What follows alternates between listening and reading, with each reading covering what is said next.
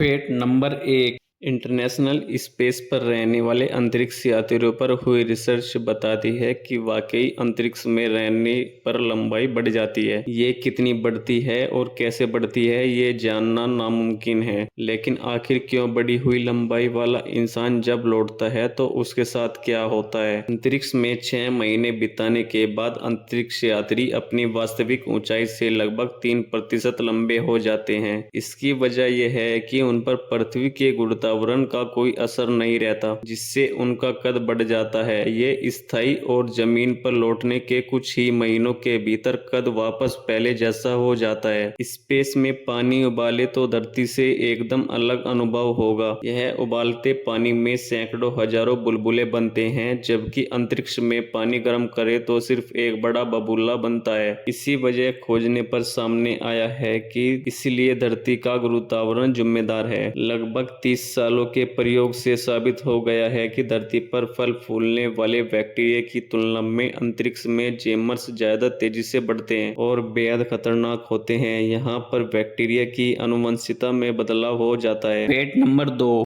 मिस्र के पिरामिड प्राचीन दुनिया की सबसे प्रसिद्ध और रहस्यमय संरचनाओं में से एक है। गीजा के महान पिरामिड सहित ये पिरामिड हजारों साल पहले बनाए गए थे, जब आधुनिक तकनीक का अभाव था। पिरामिडों की बनावट, आकार और निर्माण प्रक्रिया ने आज भी वैज्ञानिकों और इतिहासकारों के बीच गहरी उत्सुकता और शोध का विषय बना रखा है।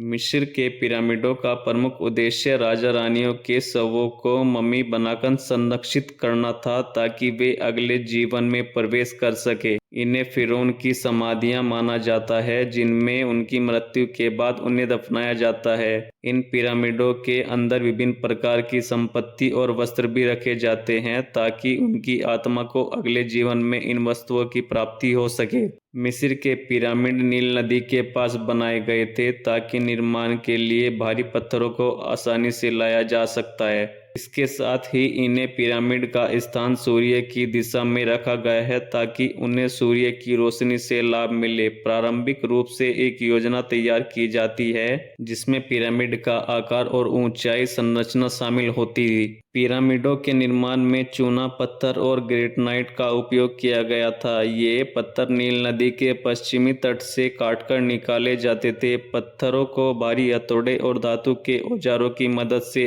आकार दिया जाता था। इन पत्थरों का वजन कई टन होता था और इन्हें एक निर्धारित माप के अनुसार काटा जाता था, ताकि एक दूसरे पर सही से फिट हो सके। भारी पत्थरों को पिरामिड के निर्माण स्थल तक लाना सबसे चुनौतीपूर्ण कार्य में से एक था। इसे करने के लिए मजदूरों ने विशेष प्रकार की लकड़ी के स्लेज और रोलर्स का उपयोग किया। इन्हें स्लेज पर रखा जाता था और उसके नीचे रोलर्स लगाकर खींचा जाता था। कुछ थ्योरी कहती हैं कि पत्थरों को नमी से भरे रास्तों को सरकाकर ले आ जाता था, जिससे खींचने में आसानी होती थी। पिरामिड का निर्माण निचले स्तर से शुरू किया गया था और धीरे धीरे ऊपर की ओर बढ़ता जाता था। पत्थरों को एक के ऊपर एक रखकर एक पंक्तियां बनाई जाती थी। हर पंक्तियों के लिए पत्थरों को सही ढंग से लगाना पड़ता था, ताकि पिरामिड का आकार त्रुटिहीन रहे। ऊंचे स्तरों पर पत्थरों को पहुंचने के लिए विशेष प्रकार का रम्स बनाए जाते थे। इनमें 2 प्रकार के रम्स थे, सीढ़ीदार रम्स और घुमावदार रम्स। इन रम्स का उपयोग पत्थरों को ऊपर की ओर ले जाने के लिए किया जाता था। पिरामिड की संरचना पूरी होने के बाद इन्हें चूने और पत्थर की विशेष परत से ढक दिया जाता था। इस परत की वजह से पिरामिड सूर्य की रोशनी में चमकता था और सफेद रंग में दिखता था। इस परत के पत्थरों को बहुत ही सुचारू रूप से पॉलिश किया जाता था, ताकि पिरामिड की सतह सुंदर और चमकदार दिखाई दे। मिस्र के पिरामिडों का निर्माण प्रक्रिया को लेकर कई सिद्धांत और थ्योरी सामने आई हैं। कुछ लोगों का मानना है कि पिरामिडों का निर्माण बाहरी ग्रहों के लोगों ने किया है, यह फिर किसी अलौकिक शक्ति का परिणाम था। कुछ विशेषज्ञों का कहना है कि मिस्र के मजदूरों ने अद्भुत इंजीनियरिंग कौशल और गणित का उपयोग कर इन संरचनाओं का निर्माण किया था। वर्तमान में पिरामिडों के निर्माण निर्माण विधि पर शोध जारी है। आधुनिक उपकरणों और तकनीकों की मदद से वैज्ञानिक इन संरचनाओं को